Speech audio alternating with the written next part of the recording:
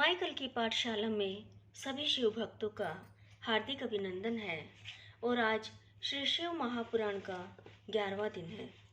सती का अपमान। सती जी जब अपने पिता दक्ष के यहाँ पहुंची तो वहां विशाल यज्ञ चल रहा था। सती को आई देखकर उनकी माता और बहनों ने तो उनका सत्कार किया, परंतु पिता दक्ष उनके अनुयायियों ने उसका सत्कार नहीं किया। फिर भी सती ने समान भाव से सबको नमस्कार किया। उसने यज्ञ में अपने पति का भाग न देखकर महान दुख हुआ और वे अपने पिता से बोली, आपने मेरे पति शंकर भगवान को क्यों नहीं बुलाया, जबकि वे स्वयं यज्ञ स्वरूप हैं। उनके बिना आपने यज्ञ कैसे प्रारंभ कर लिया? क्या आप उन्हें एक साधारण देवता समझते हैं? यह तो उनका घोर अपमान है। ब्रह्मा विष्णु की ओर संकेत करके उनसे पूछा, आप लोग उनके बिना यज्ञ में कैसे चले आए? दक्ष ने क्रोधित होकर कहा, हे पुत्री, तू यहाँ बिना बुलाए क्यों चली आई? अब तू यहाँ रह या चाहे चली जा, तुझसे मेरा कोई संबंध नहीं है। तेरा पति भूत प्रेतों का स्वामी है, जो वेद के अनुसार बहिष्कृत, अकुलीन और अमांगलिक है, इसलिए मैंने तेरे पति को नहीं बुलाया। यह सुनकर सती बोली, जो व्यक्ति भगवान शिव जी की निंदा करता है या सुनता है, दोनों ही नरक के वासी बनते हैं। इतना कहकर सती जी ने अपना शरीर योग द्वारा भस्म कर दिया। सती का देह त्यागना। जब सती ने योग द्वारा अपना शरीर त्याग दिया तो चारों ओर हाहाकार मच गया। उधर सती के द्वारा अपने प्राण छोड़ते ही उनके साथ आए गणों ने हाथों में शस्त्र उठाकर मारकाट मचाने लगे। सब दिशाओं में प्रलय का दृश्य उपस्थित हो गया। उनके साथ आए 60,000 गणों में से 20,000 तो स्वयं ही शोक में व्याकुल होकर समाप्त हो गए। भृगु ऋषि ने इसके निवारण हेतु आहुतियां प्रदान की। इससे ऋतु नामक बहुत से असुर उत्पन्न हो गए। उन्होंने शंकर जी के गणों से युद्ध प्रारंभ कर दिया। उन्होंने भगवान शिव के गणों की शक्ति क्षीण कर दी। यह दृश्य देखकर आकाशवाणी हुई कि हे मूर्ख दक्ष, तूने बड़ा अनर्थ कर डाला है। तूने स्वतः आई अपनी पुत्री का अपमान कर डाला। तुझे तो शंकर जी और सती का पूजन करना चाहिए था। यह तो अनादि शक्ति, जगत की सृष्टा और कल्पांत में संहारिका है। इस प्रकार भगवान शंकर ही सबके स्वामी और कल्याण करता है। उनके दर्शन मात्र से ही संपूर्ण यज्ञों का फल प्राप्त हो जाता है। तूने उनका सत्कार नहीं किया, इसी कारण तेरा यज्ञ नष्ट हो गया। हे दक्ष प्रजापति, शिवजी की पूजा किए बिना तेरा कल्याण संभव नहीं है। शिवजी के विमुख होने पर कोई भी देवता तेरी सहायता नहीं कर सकता। वीरभद्र और महाकाली की उत्पत्ति। आकाशवाणी सुनकर सभी देवता और मुनि आश्चर्य करने लगे, परंतु शिवजी की माया से किसी के मुख से एक भी शब्द न निकला। इधर भृगु द्वारा उत्पन्न असुरों ने जब मार काट प्रारंभ कर दी तो शिवजी के गण भगवान की शरण में जाकर उन्हें माता सती के शरीर को त्यागना और युद्ध का सब वृत्तांत कहा। यह समाचार सुनकर शिवजी के क्रोध की कोई सीमा न रही। उन्होंने अपनी एक जटा उखाड़ कर उसे पर्वत पर दे मारा। इससे उसके 2 टुकड़े हो गए। उसे प्रलय काल की ज्वाला के समान भयंकर आवाज के साथ वीरभद्र और महाकाली प्रकट हुई। वीरभद्र ने हाथ जोड़कर शिवजी को प्रणाम किया और उनसे पूछा, मेरे लिए क्या आज्ञा है? यदि आपकी आज्ञा हो तो मैं क्षण भर में ही समुद्रों को सोख लूं, पर्वतों को भस्म कर डालूं, ब्रह्मांड को भस्म कर दूं या देवताओं और मुनीश्वरों को भस्म कर दूं। तो भगवान शंकर ने वीरभद्र को आशीर्वाद दिया कि ब्रह्मा का पुत्र दक्ष एक यज्ञ कर रहा है जो बहुत ही अहंकारी है और मेरा विशेष रूप से विरोधी है। तुम्हें उसके यज्ञ को विध्वंस करना है। उस यज्ञ में शामिल देवता, गंधर्व, यक्ष आदि कोई बचने न पाए। विश्व देवा आदि तुम्हारी स्तुति करेंगे, परंतु तुम उन्हें भी मारकर मेरे पास ले आना। दक्ष को तो पत्नी सहित तिलांजलि ही देकर आना। वीरभद्र शिवजी को प्रणाम करके दक्ष के यज्ञ को विध्वंस करने चल दिया। शिवजी ने वीरभद्र के साथ अनेक गणों को भेजा। वीरभद्र शिवजी के समान रूप धारण कर रथ पर आरूढ़ होकर चल पड़ा। वह 100 हाथ लंबा था। उसमें 10,000 सिंह जुटे हुए थे। इसके साथ ही काली, कात्यायनी, ईशानी, चामुंडा, मुंडमर्दिनी, भद्रकाली, भद्र, बली और वैष्णवी, इन 9 दुर्गाओं ने भी दक्ष को मारने के लिए अपने गणों के साथ प्रस्थान किया। वीरभद्र और महाकाली के गणों की गिनती करना असंभव है। 64,000 करोड़ तो शिवजी के गण थे। उस समय शंख, भेरी, जटाहर आदि के नाना शब्द करके बाजे बजने लगे। उस यात्रा के प्रस्थान में अनेकों प्रकार के शुभ अशकुन होने लगे। जब वीरभद्र यज्ञ को नष्ट करने हेतु चले तो दक्ष और वहां आए देवताओं के लिए अपशकुन होने लगे। दक्ष की बाईं आंख, बायां हाथ, बाईं जंघा फड़कने लगी। पृथ्वी पर भूकंप आया तथा दिशाएं मलिन हो गई। सूर्य में काले धब्बे दिखाई देने लगे। बिजली और अग्नि के समान नक्षत्र गिरने लगे। हजारों की संख्या में गीध दक्ष के सिर पर मंडराने लगे। यज्ञ का मंडप गीधों की छाया से ढक गया। गीदड़ भयंकर आवाज करने लगे। सब दिशाओं में अंधकार फैल गया। विष्णु आदि देवता भी भय से कांपने लगे। उस समय आकाशवाणी हुई, हे दक्ष, तू महापापी एवं मूढ़ है, तुझे धिक्कार है। अब तुझे महान दुख उठाने पड़ेंगे। तेरे कारण यहाँ उपस्थित इन देवताओं को भी महान कष्ट सहने पड़ेंगे। इस तरह अपशकुनों से तथा आकाशवाणी के द्वारा भयभीत होकर दक्ष विष्णु जी के पास जाकर उनकी स्तुति करने लगा। दक्ष को शिवोपदेश। दक्ष विष्णु जी से बोला, मुझे बड़ा डर लग रहा है। हे प्रभु, आप यज्ञ स्वरूप हैं, आप जैसे भी हो इस यज्ञ की रक्षा कीजिए। विष्णु जी ने उसे समझाया, हे दक्ष, तुमने शिव जी से वैर क्यों मोल लिया?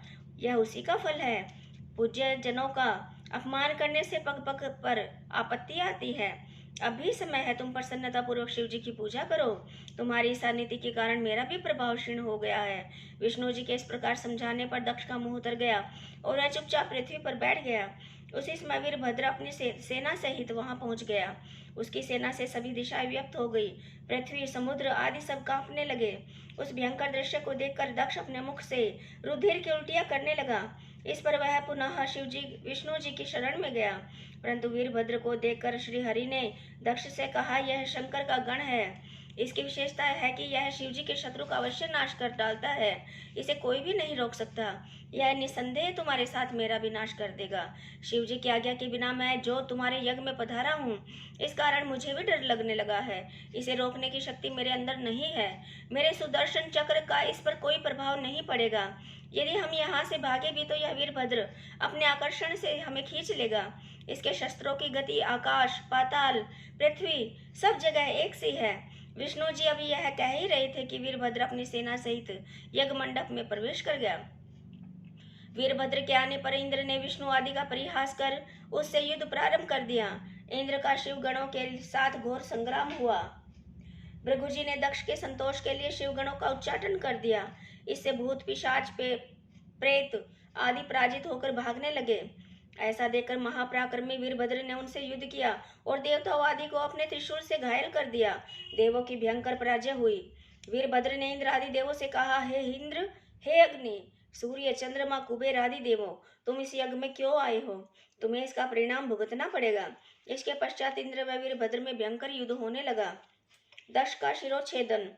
वीरभद्र ने भगवान शंकर का नाम लेकर विष्णु के वक्ष स्थल में त्रिशूल से प्रहार किया। इससे विष्णु मूर्छित होकर पृथ्वी पर गिर पड़े। फिर उठकर अपने चक्र से वीरभद्र पर प्रहार किया, परंतु वीरभद्र ने अपने अद्भुत तेज से चक्र को प्रभावहीन कर दिया। वह विष्णु के हाथ में ही रुक गया। विष्णु का भी स्तंभन हो गया। इस पर याज्ञिकों ने मंत्रों द्वारा विष्णु का स्तंभन दूर किया। विष्णु ने अब की बार अपना शार्ंग धनुष उठाया। उसके भी वीरभद्र ने 3 टुकड़े कर दिए। इस पर विष्णु अंतर्ध्यान हो गए और अपने लोक को चले गए। उनके चले जाने पर वीरभद्र ने यज्ञ भगवान को पकड़ा और उनका सिर धड़ से अलग कर दिया। प्रजापति, धर्म, कश्यप और अरिष्ट नेमि आदि मुनियों को भी पकड़कर वीरभद्र ने उनको लातों से मारा। सरस्वती जी की उसने अपने नाखूनों से नाक काट डाली तथा अन्य सभी देवताओं को पटक पटक कर मारा। मणिभद्र नामक प्रतापी गणों ने भृगु की छाती पर पैर रखकर उनकी दाढ़ी उखाड़ ली। पूषा के दांत चंड नामक गण ने उखाड़ लिए, क्योंकि वे हंस पड़े थे। यज्ञ में मलमूत्र की वर्षा करके उसे भ्रष्ट कर दिया। दक्ष डरकर यज्ञ की वेदी के अंदर घुस गया। उसे पकड़कर वीरभद्र ने उसका सिर हाथ से पकड़कर मरोड़ डाला और सिर को उखाड़कर यज्ञ के कुंड में डाल दिया। यह सब कार्य करके वीरभद्र कैलाश पर पहुंचा और शिवजी को प्रणाम किया। शिवजी ने प्रसन्न होकर उसे अपने गणों का नायक बना दिया। ओम नमः शिवाय। ब्रह्मा जी का उद्यम। वीरभद्र के द्वारा दक्ष के यज्ञ का विध्वंस हो जाने पर देवताओं ने दुखित होकर ब्रह्मा जी को समाचार कहा। ब्रह्मा जी ने कहा, देवताओं का दुख कैसे दूर करूं कि दक्ष भी जीवित हो जाए और उसका यज्ञ भी संपन्न हो जाए। उसके बाद ब्रह्मा जी विष्णु लोक में जाकर विष्णु जी की स्तुति करने लगे। विष्णु जी ने ब्रह्मा जी से कहा, दक्ष ने अपराध किया है क्योंकि उसने यज्ञ में शिव जी का भाग नहीं निकाला। हम सब देवता भी शिव जी के अपराधी हैं, क्योंकि हमने भी शिव जी के बिना उसमें भाग लिया। अतः विष्णु जी बोले, आप सब लोग शिव जी की शरण में जाओ, नहीं तो प्रलय हो जाएगी। फिर हम सब विष्णु भगवान को साथ लेकर कैलाश पर चल गए और वहां एक विशाल वट वृक्ष के नीचे विष्णु जी को बैठे देखकर उन्हें नमस्कार